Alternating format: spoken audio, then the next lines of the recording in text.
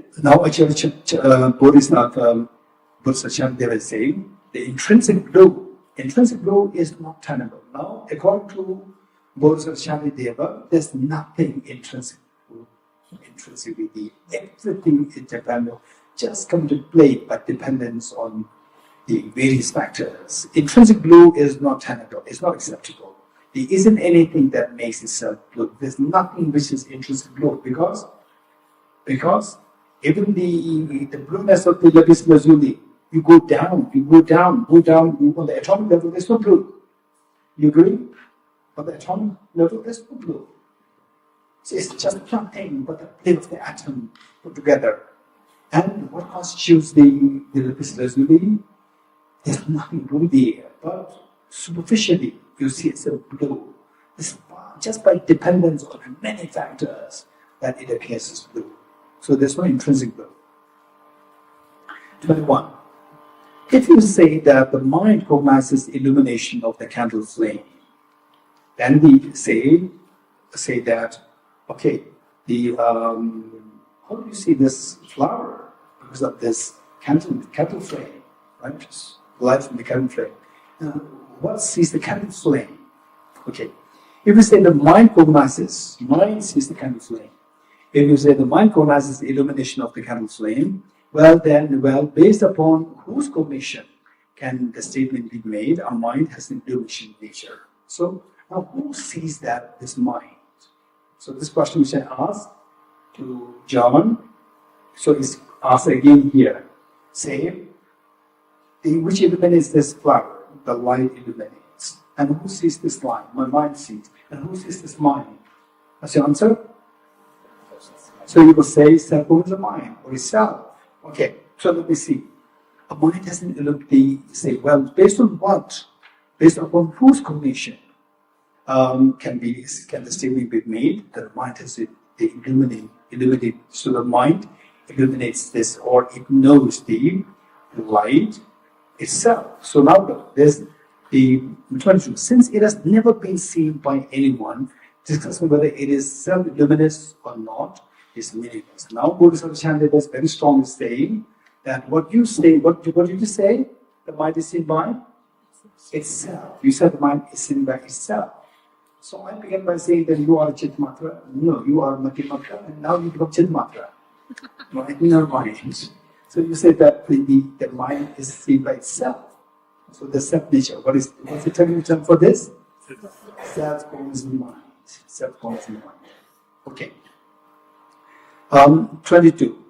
Now Bodhisattva rejects the self. If you cannot, okay, do you agree with me that if self-cognizant, hello.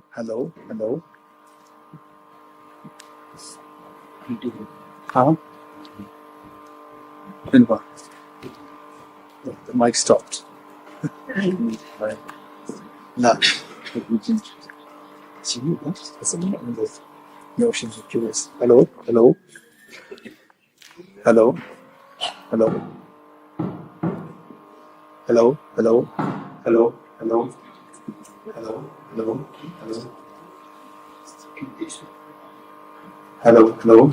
Okay. If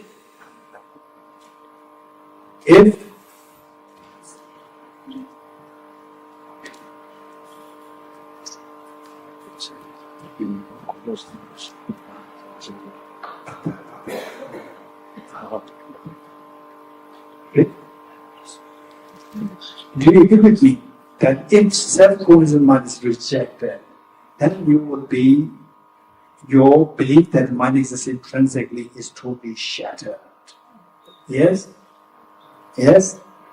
Okay, some of you are not sure. There must be something else how to resolve this, right? Okay, so this requires I can't really expect that you to say yes, no right away. And if you are not being too decisive at the moment, don't worry, because it needs time to set. What you learn, it needs time to settle, to get condition. Okay, sense, a lot of information, and the condition, to gain condition take a little time. Okay, so in other words, intellectually speaking, at least theoretically, we see that, say, what knows this mind to know something else? This mind is either known by itself or should be known by another mind. We agree? Okay.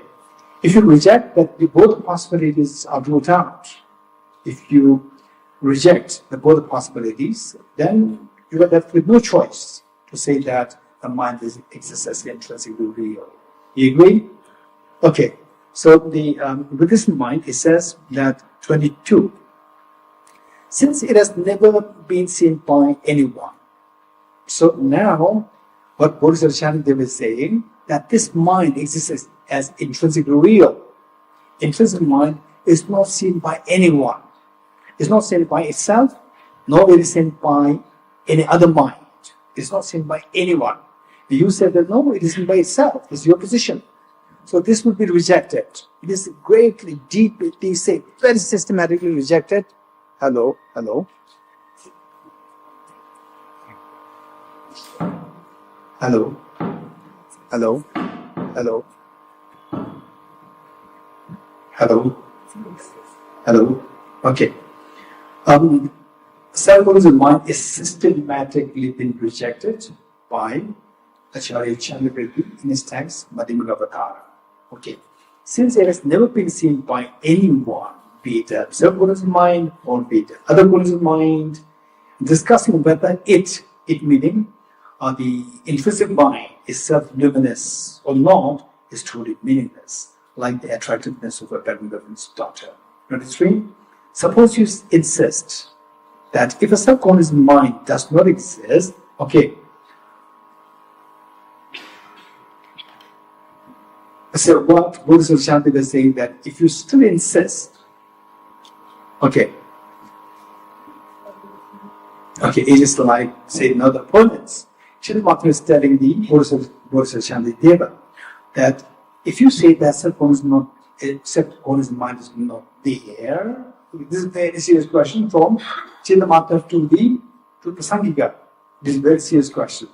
The question is that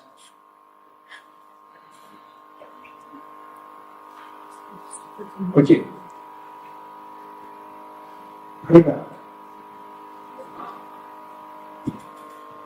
What did I eat yesterday? What did I eat? What did I have for my lunch yesterday after lunch? I'm not sure. This is not fine. Why not? Because I didn't have the pleasure of having lunch.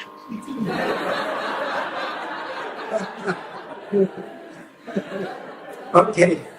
Did you hear what he said? Did you hear what he said? Say, and do you agree with him? What in a way what he's saying is that I don't have the recollection of what you ate what you ate for the lunch, because my mind did not see you having eaten anything for the lunch. In other words, during the lunch, I was not there with you. Do you agree with him? Which means that to remember, to recall something, you should have the experience of that object before. You all agree?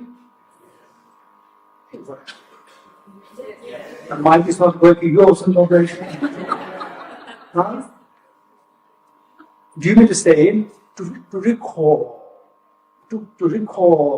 an object, you need to have the experience of that object earlier. Okay, now up to earlier, don't make the volume less. You're getting it? Okay.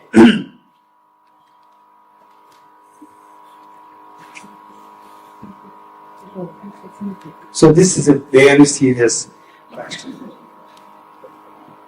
Okay, so let's say that the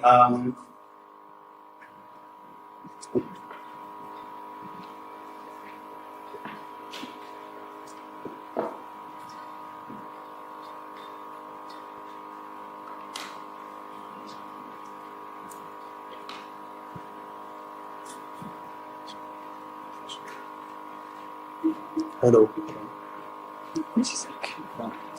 Hello, hello, hello, hello, hello, hello, hello, hello, hello, hello, hello, hello, hello, hello, hello, hello. Maybe volume. Hello, hello, hello, hello, hello, hello, hello, hello, hello, hello, hello, hello, hello. Can you increase volume? Hello, can you hear me? Was it right? Good, thank you. Okay.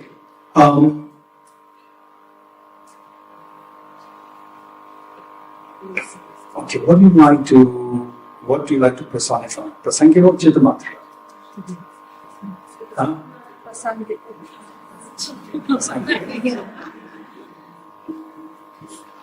Okay. Let's say in this hands, who likes to personify Prasangika? 1, 2, 3, 4, 5, 6, 7, 8. Okay, so others who likes to personify Chittamatra? Okay, so others, you are still yet to decide. Okay, let us listen to those who personify the Prasangika, right? So Chittamatra should observe. What is their response? What is their response? Are you ready? Huh? Okay. Lingo, you're not aligned to anyone. You're Prasangika, okay. Nicole, you're not aligned to anyone. Non-aligned. Okay. Huh? You cannot hear? Okay, good. So actually be louder. Thank you. Hello, hello, hello, hello, hello, hello, hello, hello, hello, hello, hello, hello, hello, hello, hello, hello, hello, and hello, hello, hello, hello, hello, hello, hello, hello, hello, hello, hello, hello. Okay. Hello, hello, hello, hello, hello, hello.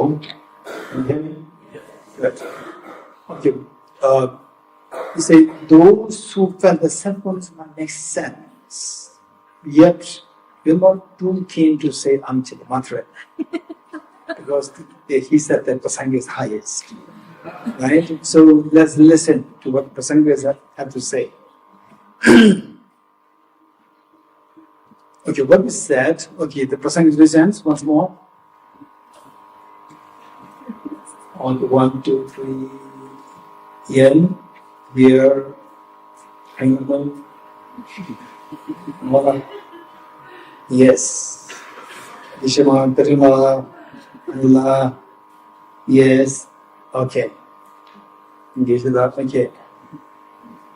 So the Prasangika, do you agree with me that, okay, by the way, the Prasangika, my question to you is that somebody asked me, what did you have for your lunch last night, yesterday? So I forgot. I would ask me, what did I have for my lunch yesterday? You don't recall, why not? He wasn't there. Okay, all the Prasangika, yes. Do you agree with Dora and Dorji? All the Prasangika, do you agree or not agree? You cannot recall because you were not there yesterday with me to lunchtime. Yes, we agree? You agree? Okay. So now the next point. What you are saying is that to recall something, you should have perceived the object, experienced the object before. You agree? Okay. Yes.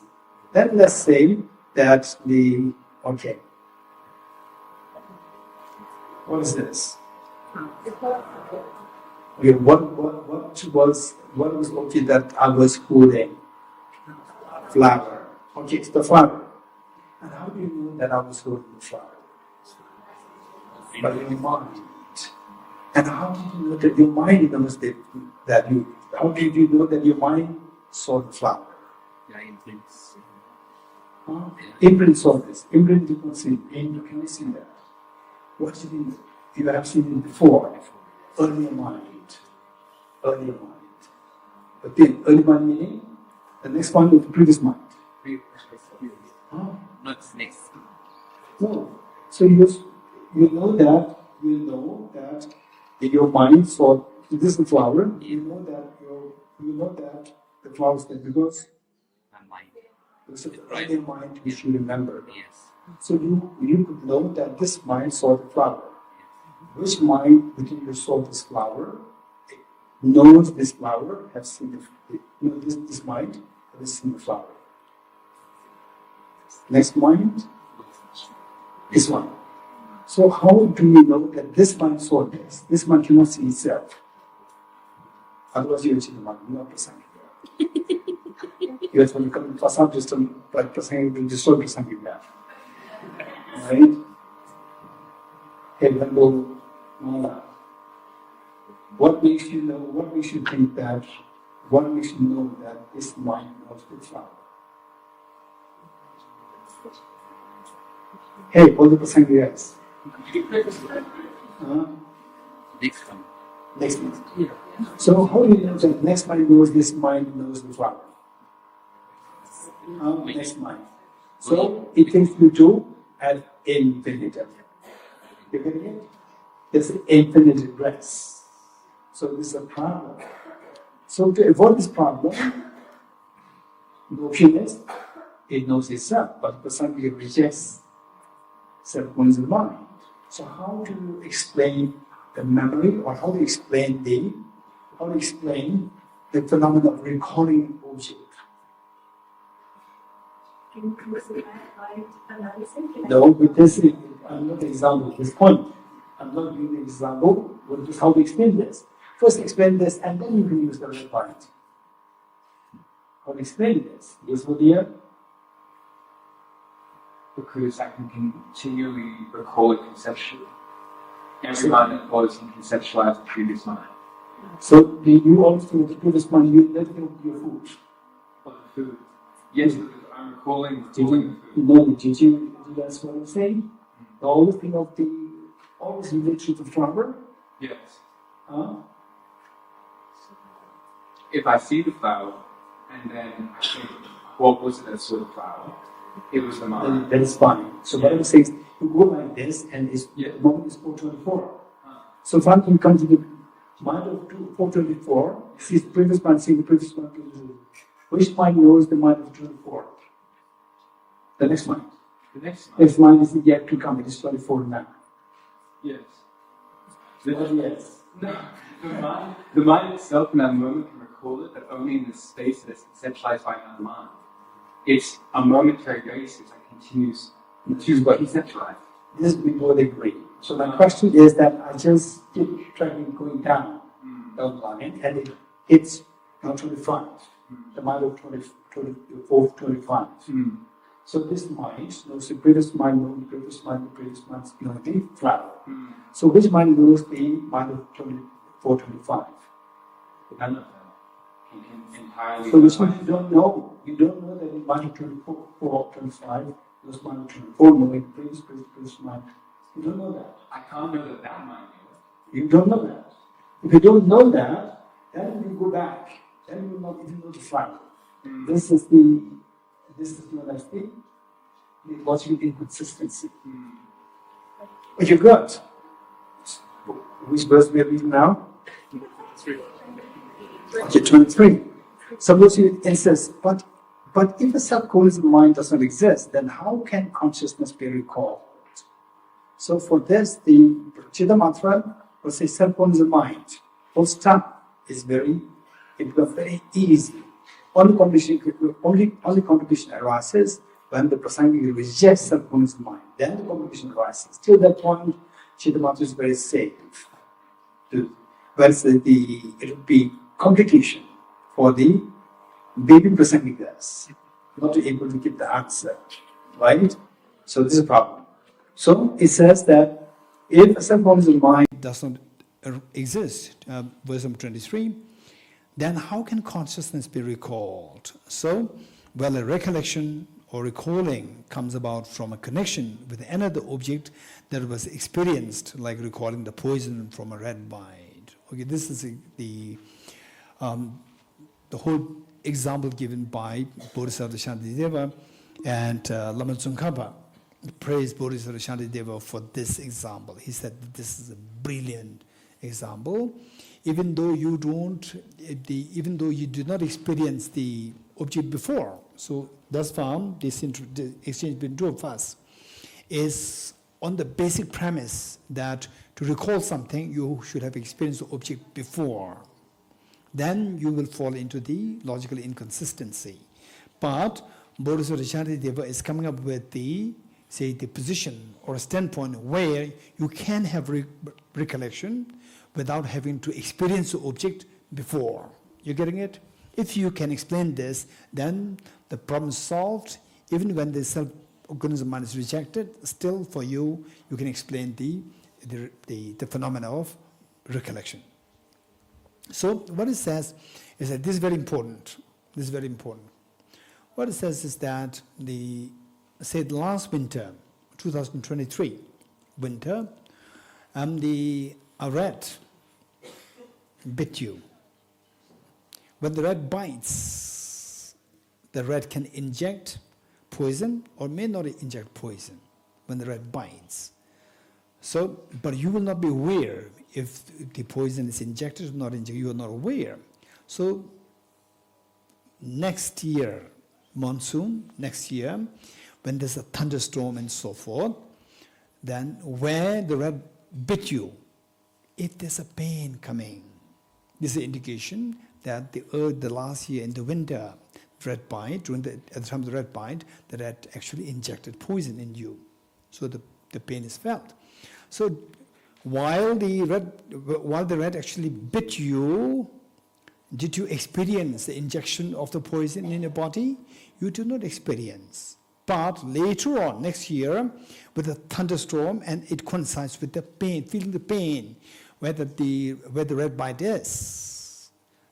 You feel the pain is a proof that there is the injection of poison during that time. So, I was the poison was injected at the time of the rat bite. So you say there's a thought coming in you, there was the injection of the poison in my body. So although you did not experience it last time when the phenomenon actually happened, but you still have the kind of, not really as recollection, but you could recall that, that time it happened, that the injection, the poison was injected. So without having to experience the object before, still you can have the thought that this phenomenon actually happened in the past. So is this Mike.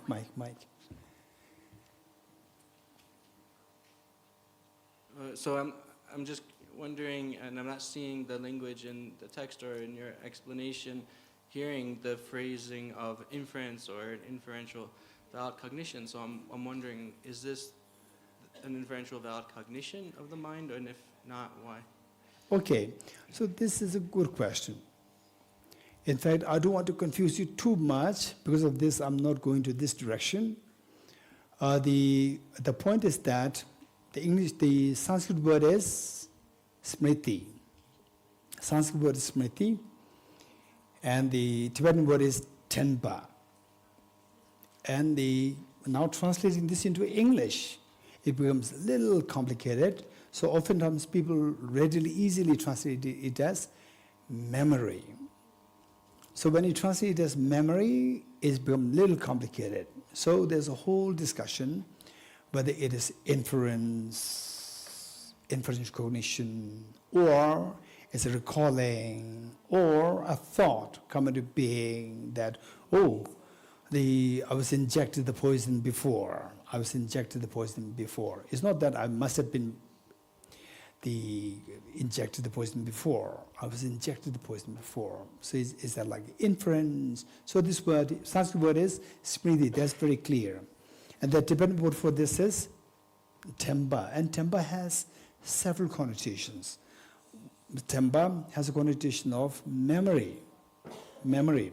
But if you translate it as memory, this is not, I would say this is not really a good choice of the word.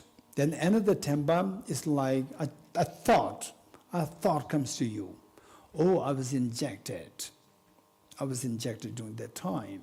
So it's not a memory, it's just a thought that, but it's a very precise thought, a valid thought come to you that I was injected poison at the time of the... So in other words, what I'm saying is that without having experienced object before, still you have the valid, say the valid thought of the event which took place before.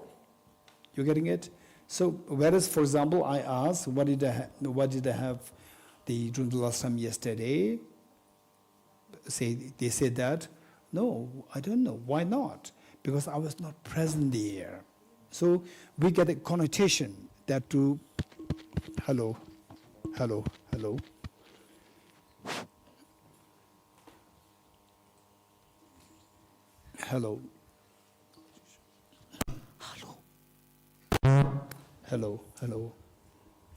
Okay, good. So we get a connotation that to know something of the past event, you should have experience object before. But here, Bodhisattva Shantideva is presenting us a possibility where you can have the knowledge or the thought of the event before, although you do not experience that event before. Okay, so yes, the lady here.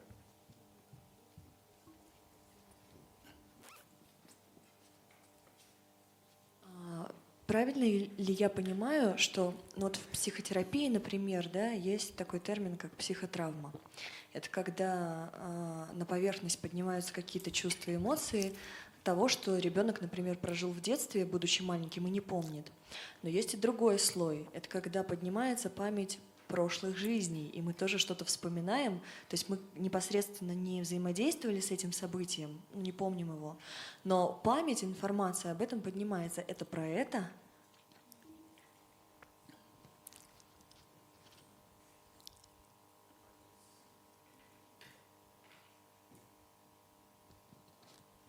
I just wonder, does it have any connotations with the psychotrauma? For example, when we have some event in the childhood, and then after the passing so many years, we recollect this event, and all these emotions, they come up on the surface of our the emotions. They come up on the surface of our mind, and sometimes there can be also recollections from the previous lives, and I wonder, is it does it have any connections? Okay, this is a good point. Like, let's say deja vu. Most likely deja vu are related to your past lives, and small childhood events like traumatic incidents after many years. There's something, the same event happened, and it triggered all the memories of the past.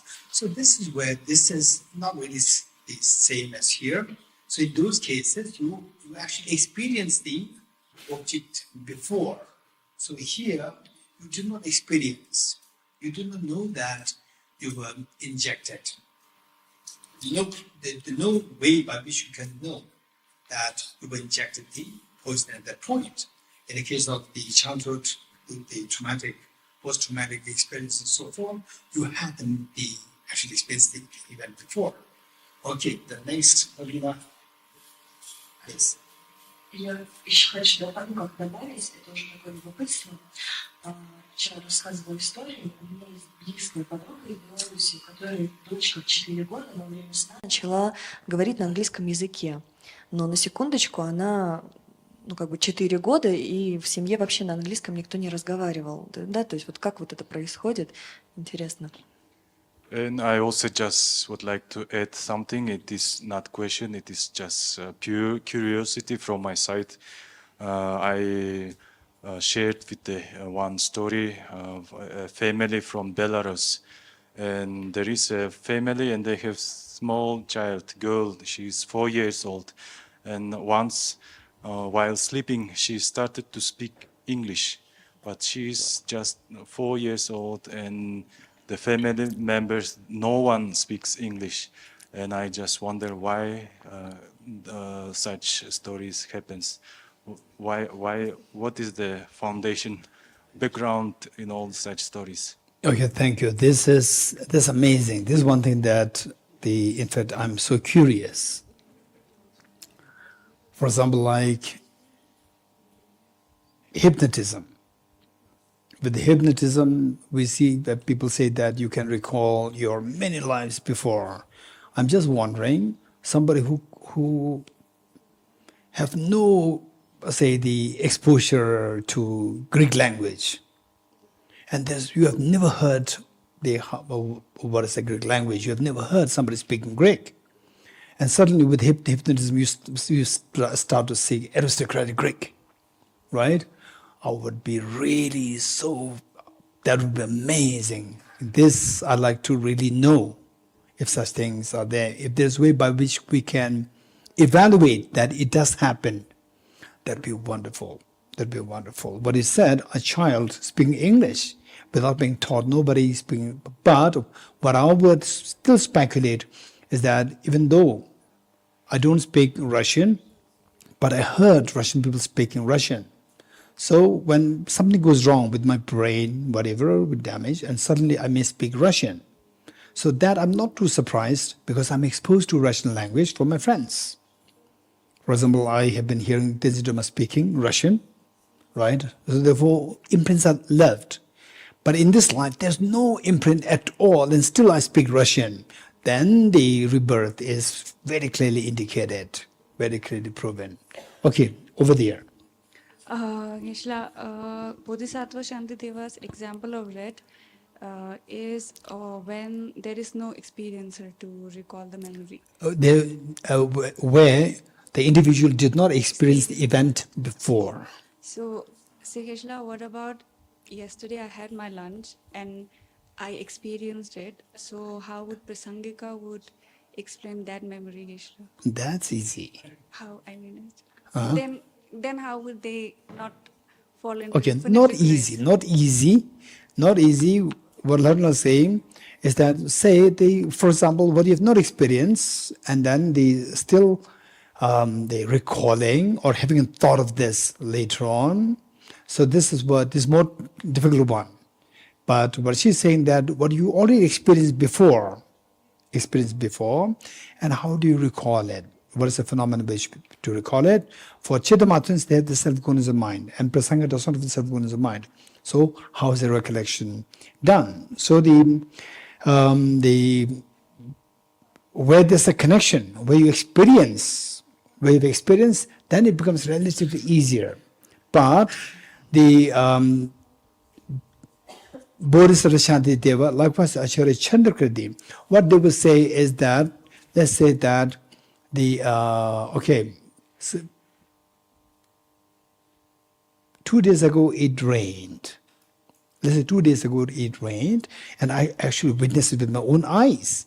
My mind saw the rain. So now I remember it. How do you remember it without self-awareness of mind? So this is where you remember you remember the rain? Yes, I saw that myself. So when you say, I remember the rain, and so the question is, how do you remember that rain? Because I saw that. When you say, I saw that, how do you remember I saw that? I, the agent, which saw the rain. How do you remember that? So the next moment, no. Because you say that I saw that. Object and subject, these two are combined together. These two come together to your mind. When it's I remember the object, the subject is automatically remembered. You do not require the second subject to remember the first subject to know the first object. So when you say, I remember it, so the I as the agent and what is remembered, the object, these two are tied together. These two come together. So this is the mutuality of dependency. Mutuality of dependency. This is how these two come together. So therefore you don't require the next mind to remember the first mind to have seen the first object. So you say automatically, you say, I. So I've seen that. So this subject and the object, these two are tied together. This is how you remember. It's not that you have to, no, you require the next mind, next mind, next mind. So you don't require self-cognizant. Okay, yes, Pedula. Mike.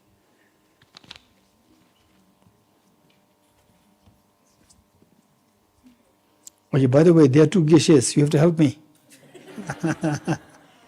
Geshe, I'm still skeptical about this example given by Shantideva, because I mean, we have all had maybe experiences where, and I forget this, one of the invalid types of mind where you're distracted and therefore not aware. What's that mind? Not discerning direct perception. Not discerning direct. So let's say that previous winter, there was something that happened, but you were so distracted, you didn't notice it. It's not that the experience didn't happen. It did happen, but your mind didn't consciously cognize it. And then later, there's a trigger or a cue with the rainy season, and you notice the redness. And you go to the doctor, and the doctor would tell you, oh yeah, you were bit last winter. I mean, there is, the doctor can infer through this that happened.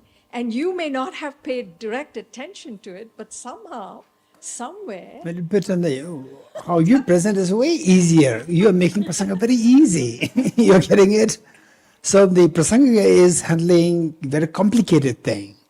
So thing is that, say somebody is coming to me, right? And I learned that person is not too nice. So I'm too observant. I'm not scattered. I'm too observant. And the person, what is that? By the way, what is that? Some chemical to?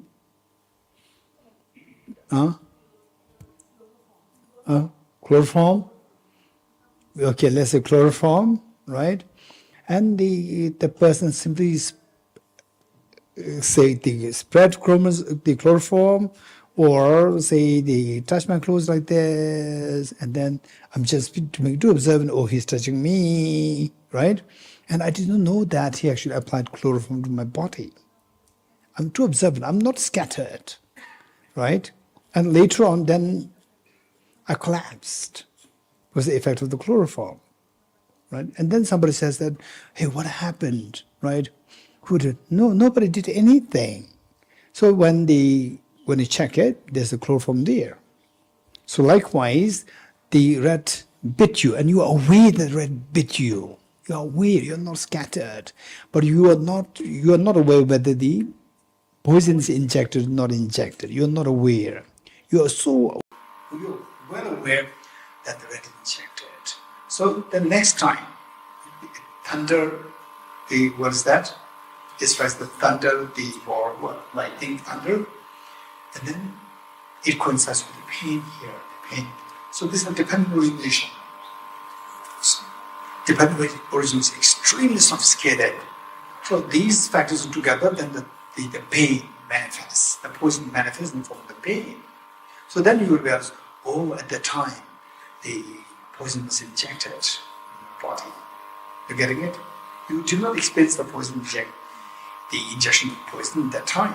But now you have the awareness, the thought, oh, the poison was injected at that time. What you got?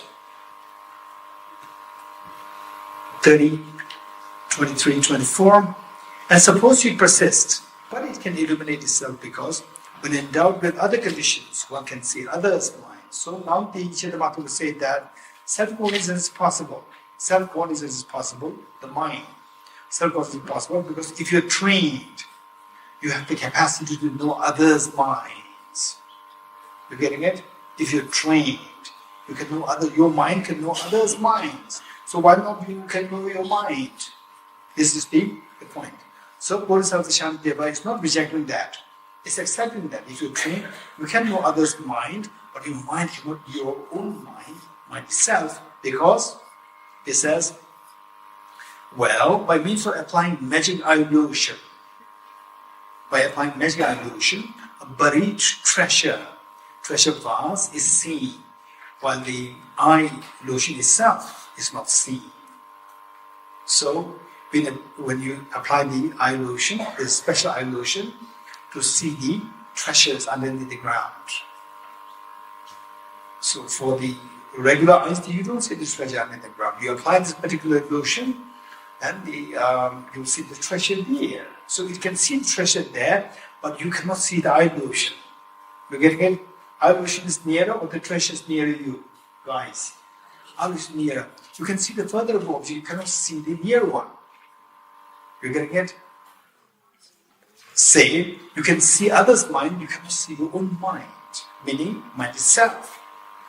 Well, by means of applying magic eye illusion, a buried treasure vase is seen, while the eye illusion itself is not seen.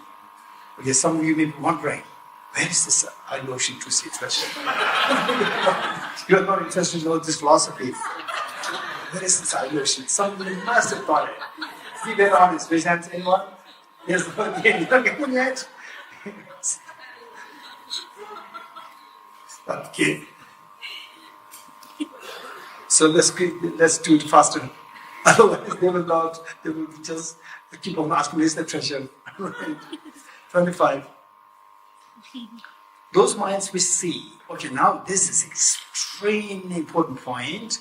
In a way, to help us summarize. Okay, we still have 2 minutes. And he's saying, no, 0 minutes. Right?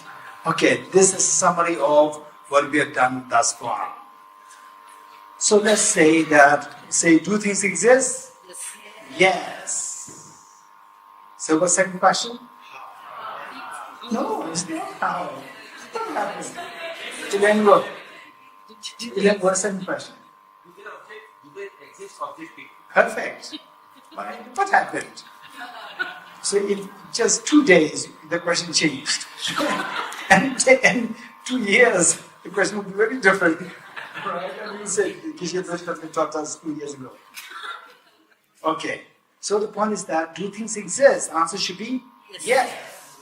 Bodhisattva Shantideva is not rejecting the things existing. So what is rejected? Do things exist objectively? Answer is no. So this answer combined together, it helps us to eradicate our ignorance. What is this ignorance? Ignorance which believes that things exist objectively.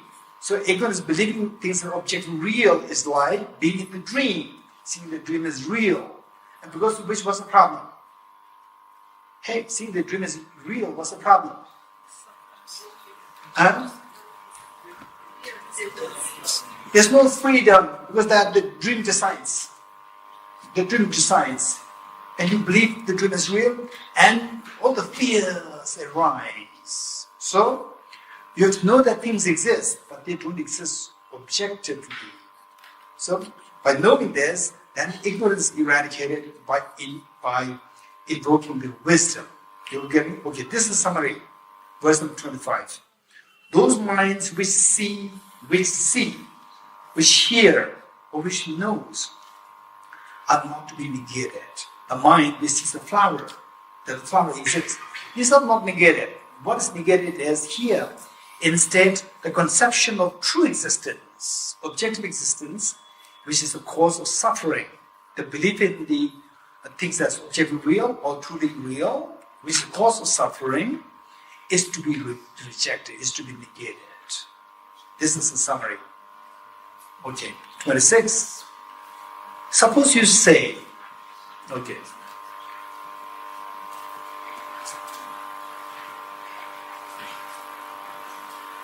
this is between the Chittamatra and the Prasangika. Just we'll finish this. What do you ask? Okay, do what? Okay, till 4:30. Okay, it's 4:50. Okay, we stop here.